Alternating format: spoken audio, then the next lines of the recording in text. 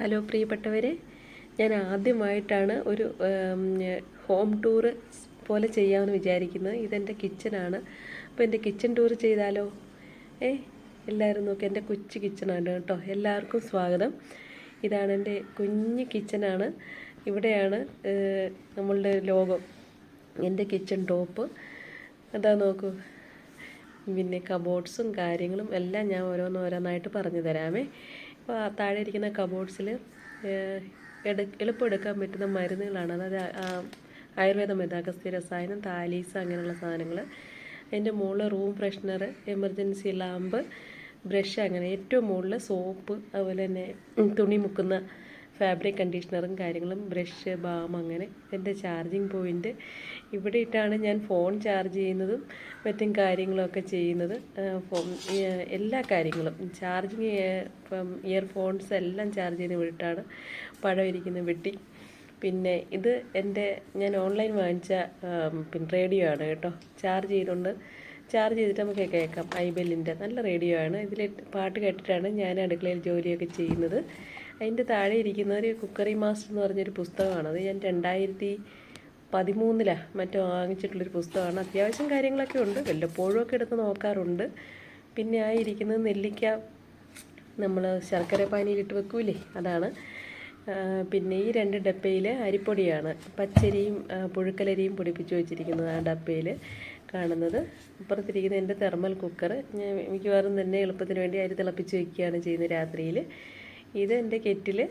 പിന്നെ പ്രീതിയുടെ ഒരു മിക്സി, എൻ്റെ ഇൻഡക്ഷൻ സ്റ്റൗവ്. ഇതിൽ വെള്ളം തിളപ്പിക്കും, കെറ്റിലും വെള്ളം തിളപ്പിക്കും. ഇതെൻ്റെ രാവിലെ അപ്പം ഉണ്ടാക്കി വെച്ചിരിക്കുന്ന നമ്മുടെ പാത്രത്തിൽ അപ്പം ഉണ്ടാക്കി വെച്ചിരിക്കുന്നതാണ് കേട്ടോ. ജസ്റ്റ് കാണിച്ചതേ ഉള്ളേ.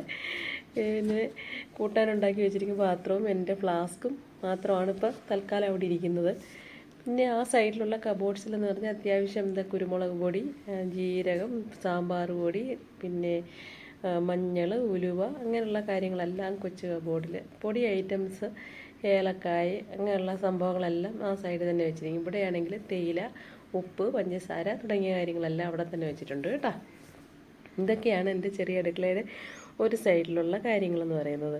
പിന്നെ അതിന് മുകളിൽ വലിയ കബോർഡ്സ് ഉണ്ട്.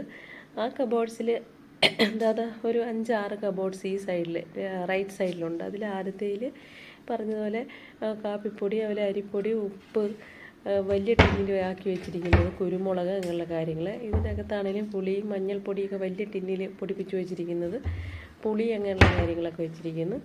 ഇവിടെ മുളക് പൊടി, മല്ലിപ്പൊടി, തേന്, പിന്നെ തേയില, അങ്ങനെയുള്ള കാര്യങ്ങളൊക്കെ.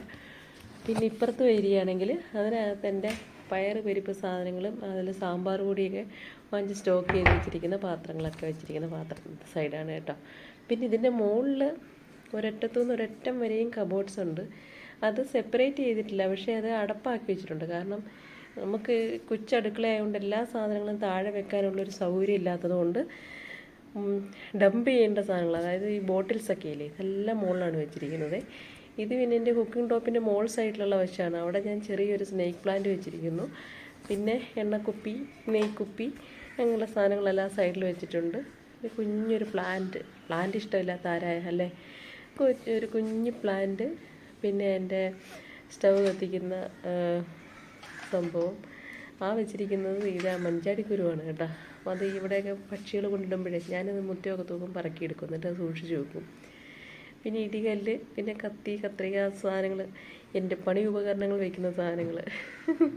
പിന്നെ ഈ പഴയ സ്റ്റൗവാണ് കേട്ടോ, എൻ്റെ 2 ബർണറുള്ള പണ്ടത്തെ എത്രയോ വർഷങ്ങൾ പഴക്കമുണ്ട്. ഞാൻ കല്യാണം കഴിഞ്ഞ് വരുന്നതിന് മുന്നേ ഉള്ളതാണ്. 2 ബർണറുള്ള സ്റ്റൗവാണ്.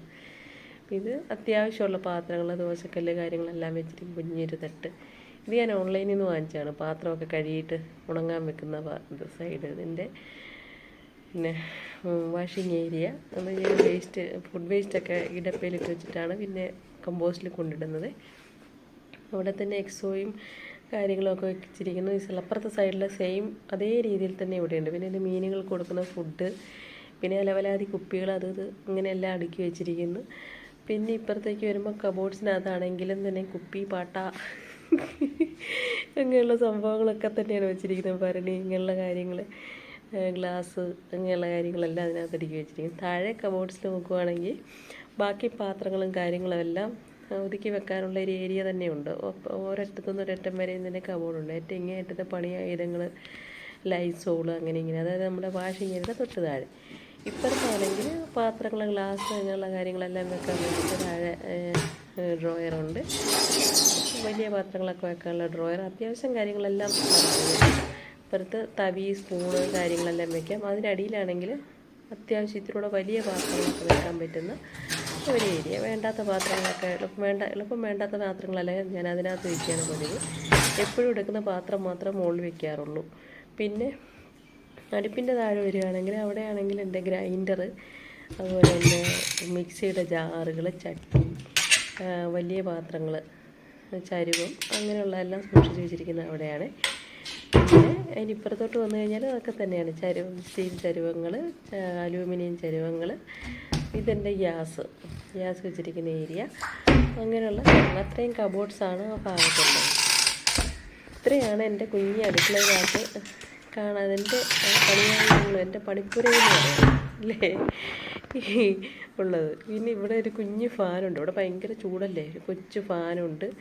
പിന്നെ ഇവിടെ ഇരുന്ന് ജോലി ചെയ്യാൻ വേണ്ടി ഒരു കസേര, ഒരു സ്റ്റൂളും ഒക്കെ കൊണ്ടുവച്ചിട്ടുണ്ട്. പിന്നെ എൻ്റെ ഫ്രിഡ്ജ് 3 ഡോറുള്ള മറ്റേ സെൻട്രോൺ ഫ്രിഡ്ജാണ്, വേൾപൂളിൻ്റെ ഫ്രിഡ്ജാണ് കേട്ടോ. ഞാൻ ഈ കഴിഞ്ഞ പ്രാവശ്യം ആമസോണിൽ നിന്ന് വരുത്തിയതാണ്. മറ്റേ പഴയ ഫ്രിഡ്ജ്, പിന്നെ പ്രോട്ടോൺ പഴയ ഫ്രിഡ്ജ് വേൾപൂളിൻ്റെ തന്നെയായിരുന്നു. അത് റീപ്ലേസ് ചെയ്തിട്ട് വാങ്ങിച്ചതാണ്, പഴയത് കൊടുത്തിട്ട്. അപ്പോൾ എനിക്ക് 2000-3000 രൂപയോളം അതിനകത്ത് കിട്ടി. മുകളിൽ ഫ്രീസർ, തൊട്ട് താഴെ നമ്മുടെ ബാക്കി കാര്യങ്ങളൊക്കെ വെക്കാവുന്ന ചീസ്, മറ്റ് എസെൻഷ്യൽ ഐറ്റംസൊക്കെ വെക്കാവുന്ന, ഫുഡൊക്കെ സ്റ്റോർ ചെയ്യാവുന്ന സ്ഥലം, പിന്നെ ബോട്ടിൽസ് ക്യാരി ചെയ്യുന്ന സ്ഥലം. ഏറ്റവും താഴെ 3ാമത്തെ സ്റ്റോറേജ് ഏരിയയിൽ ഇവിടെ വെജിറ്റബിൾസൊക്കെ വെക്കാൻ പറ്റുന്ന ഒരു പെട്ടി പോലെയുള്ളത്. എന്തായാലും സൗകര്യമാണ് കേട്ടോ. നമ്മളെപ്പോഴും തുറക്കേണ്ടി വരുന്നില്ലല്ലോ. ആ തുറക്കേണ്ട ആ ഏരിയ മാത്രം തുറന്നാൽ മതിയല്ലോ. മറ്റേ നമ്മൾ ഫ്രിഡ്ജ് തുറക്കുമ്പോഴത്തേക്കും സിംഗിൾ ഡോറൊക്കെ ആകുമ്പോഴത്തേക്കും ഫുള്ള് തുറക്കണം. അപ്പോൾ അത് സൗകര്യമാണ്, ഇഷ്ടംപോലെ സ്പേസും ഉണ്ട്.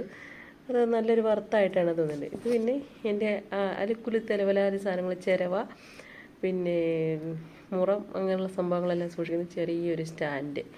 ഇതൊക്കെയാണ് സുഹൃത്തുക്കളെ, എൻ്റെ പ്രിയപ്പെട്ട കൂട്ടുകാരെ, എൻ്റെ അടുക്കള വിശേഷങ്ങളെന്ന് പറയുന്നത്.